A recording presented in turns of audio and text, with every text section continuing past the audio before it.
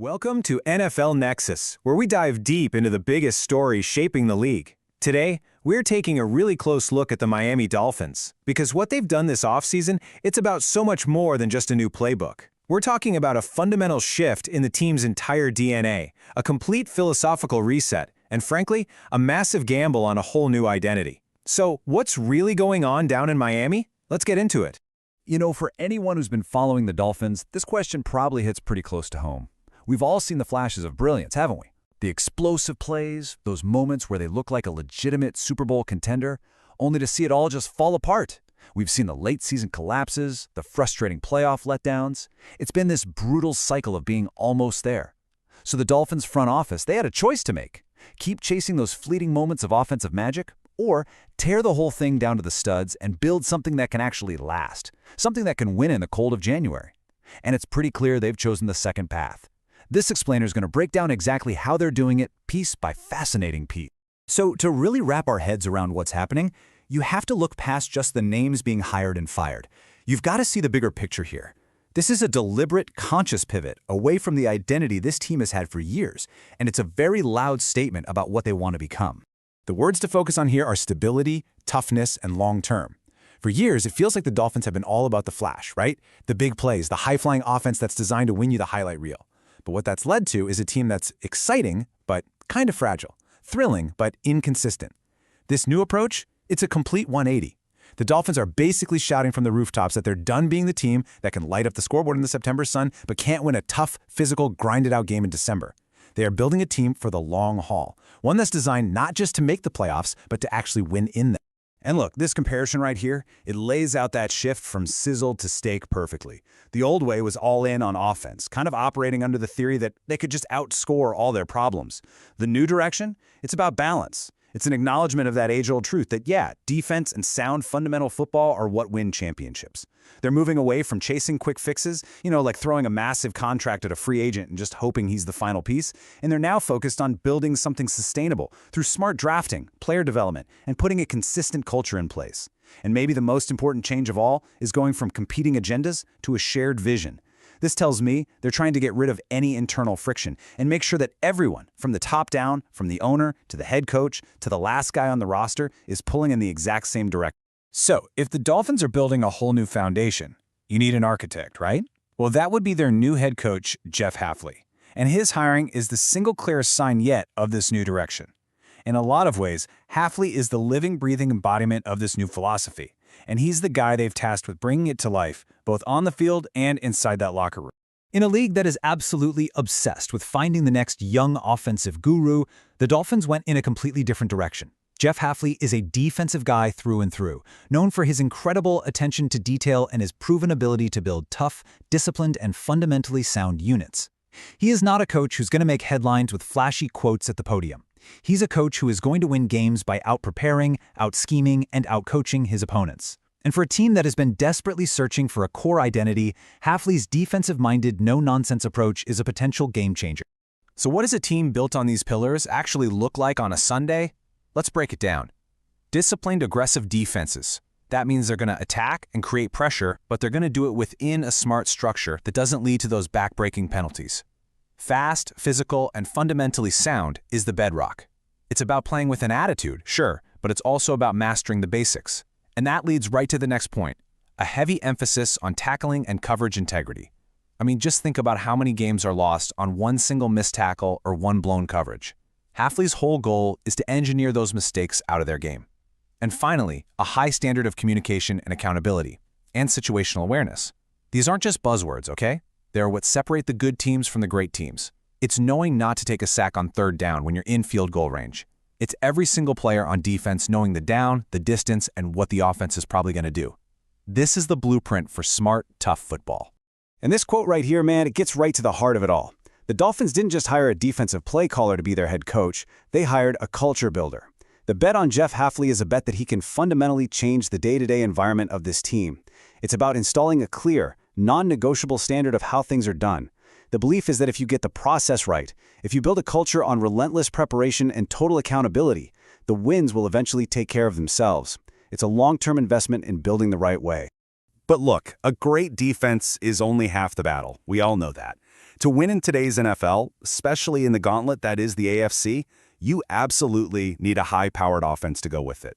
So how did a defensive-minded coach like Hafley go about putting together his offensive staff?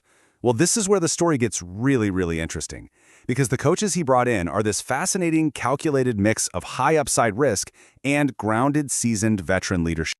This is the classic NFL challenge, right? When you hire a head coach who's a specialist, like a defensive guru, you're immediately placing an immense amount of trust in the coordinator he hires for the other side of the ball.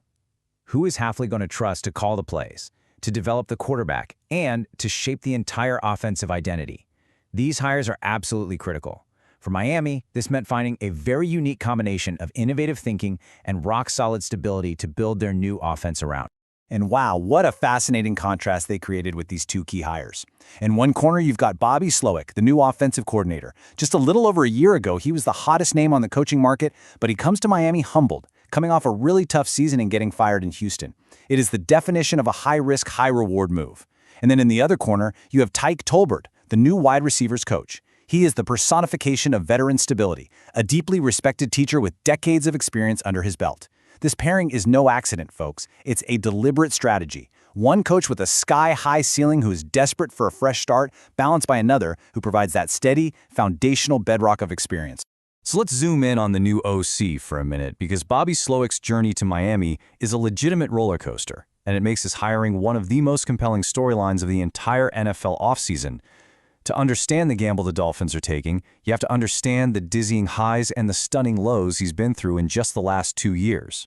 I mean, just look at this timeline. It is absolutely wild. In 2023, Bobby Slowik was being called a genius. He took a rookie quarterback in C.J. Stroud and a Texans offense nobody expected much from, and he turned them into one of the most explosive units in the entire league. Stroud wins Offensive Rookie of the Year, and Slowik was seen as the next great offensive mind from that Shanahan coaching tree. That success led to a whirlwind 2024 offseason where he was a finalist for 5 different head coaching jobs. But he stayed in Houston, and then the bottom just fell out. In 2024, the offense took a huge step back. The offensive line struggled mightily, they gave up a league-high number of sacks, and the whole narrative shifted. Suddenly, the critics were saying Slowik had failed to adapt his scheme once the league had a full offseason to study it, and just like that, the can't-miss coaching candidate was fired. It is a truly stunning rise and fall in less than 24 months. So this is the multi-million-dollar question, isn't it? Which Bobby Slowik are the Dolphins actually getting? Are they getting the brilliant innovator from 2023 who had the league completely figured out? Or are they getting the coordinator from 2024 who couldn't find the answers when things got tough? Miami is making a very calculated bet that it's the former. They're gambling that with better protection and a new environment, they can unlock that genius again. For Slowik, this isn't just another job. This is a redemption tour. It's his chance to prove that 2024 was the fluke, not the rule, and to put his name back among the league's elite.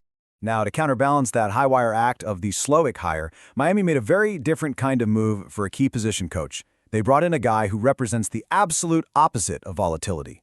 We're talking stability, deep experience, and a proven, unimpeachable track record of teaching the fundamentals of the game. Let's talk about the new wide receivers coach, Tyke Tolbert.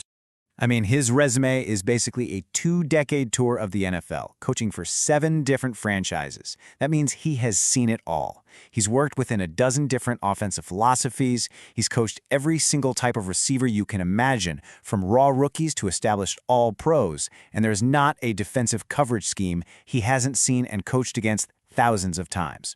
That kind of encyclopedic knowledge is an invaluable resource, not just for the players in his wide receiver room, but as a sounding board for a young offensive coordinator like Bobby Slowik. And his experience isn't just theoretical. It is championship proven. Tyke Tolbert has a Super Bowl ring from his time as the wide receivers coach for that Denver Broncos team that won Super Bowl 50. He knows what a championship culture looks like up close. He understands the daily habits, the level of detail, and the relentless standard that's required, not just to get to the Super Bowl, but to actually win it. Bringing that kind of pedigree into the building is a subtle, but a massively important part of this whole construction project. This quote from Ian Rappaport just sums it up perfectly. Tolbert isn't just a coach, he's a teacher, and that distinction is so important. It means his focus is on developing players, on mastering the craft of the position, the footwork on a release, the technique for getting out of a break, the tiny little nuances of reading a defensive back's leverage. He is the steady hand, the master craftsman who provides the solid foundation of technique that Bobby Slowik's creative schemes can then be built on top of. So when you assemble all these individual pieces, the defensive-minded culture builder at head coach, the high-upside offensive coordinator looking for redemption, and the deeply respected veteran position coach, a very clear picture starts to emerge. The Miami Dolphins are making a massive bet, but it's not on one player or one scheme. It's a bet on culture, on structure, and on a specific, intentional blueprint for building a champion. And this table right here, it lays out that blueprint perfectly. Every single piece has a clearly defined purpose. Jeff Hafley is the bedrock, and he's tasked with forging a new team identity built on defense and discipline. Bobby Slowick is the ceiling raiser, brought in to provide the offensive firepower and innovation you need to score with the best teams in the league. And Tyke Tolbert is the master teacher, making sure the offense has a high floor by instilling veteran leadership and elite fundamental technique. It's a beautifully balanced and incredibly deliberate structure where each piece is designed to complement the others. And really, if you take one thing away from this whole explainer, it should be this. The Dolphins are consciously stepping off the hamster wheel of chasing the next hot trend or the one player they think will solve everything. They are committing to a process. They are embracing the difficult truth that building a true sustainable contender takes time, it takes patience, and it takes a well-defined structure. The belief in that building is that by getting the culture right with Hafley and supporting him with this calculated blend of coaches, they are finally laying the groundwork for something that can actually last. And so, that leaves us with the ultimate question hanging over South Florida. The strategy is clear, the new leadership is in place, and the foundation of a new identity is being poured as we speak. But in an AFC that is dominated by superhuman quarterbacks and offensive juggernauts, is this new school commitment to old school values, toughness, defense, discipline, is that truly the missing ingredient that can finally get the Miami Dolphins over the hump? Well, only time is going to tell, but their journey just became one of the most fascinating to watch in the entire NFL. So, I gotta know what you think. Are the Dolphins on the right track with this? Is this new focus on defense and discipline finally going to get them over the top in a completely loaded AFC? Let me know your thoughts down in the comments below. And if you enjoyed this deep dive, make sure you subscribe to NFL Nexus for more in-depth analysis of the biggest stories in football.